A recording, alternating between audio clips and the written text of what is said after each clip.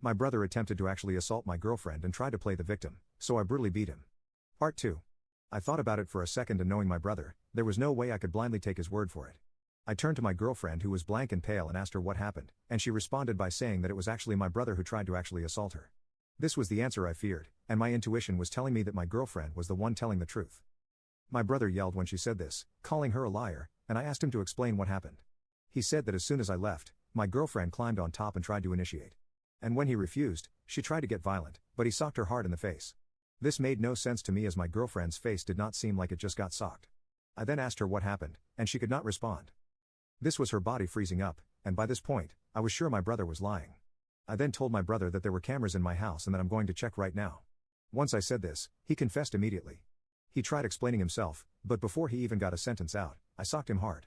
I then started to wail on him, which is really not something I'm proud of at all. My girlfriend just watched the whole time. When I was done, I was crying, and my brother was pouring red.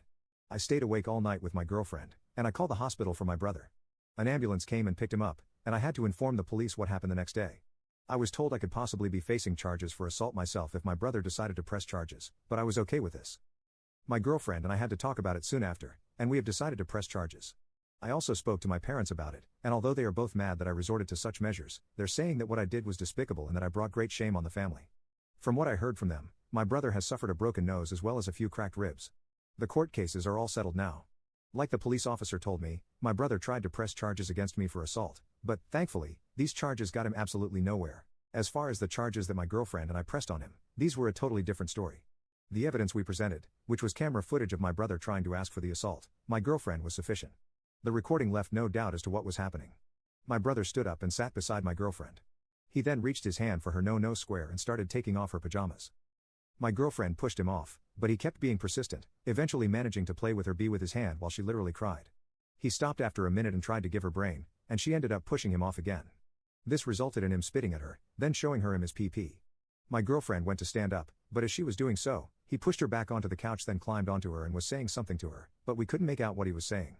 My girlfriend, by this point, laid flat as her body went into shock, I'm guessing, and he proceeded to make out with her. He only stopped mere moments before I got back in, pulling my girlfriend up into a sitting position and rushing over to the couch to start crying just before I walked in. He was awarded jail for 90 days, which seems too little to me, but he also got a $6,000 fine, 150 hours of community service, as well as having his name placed on the offenders registry list for 10 years. He is in jail right now, and I have cut all contact with him and even my parents. And they were super vicious to me throughout this entire trial, even calling me a monster for taking my brother to court. As far as my girlfriend goes, she's doing okay.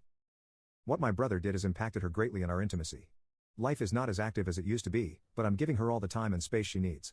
Have also started attending therapy, individual and couples, and things seem to be getting better.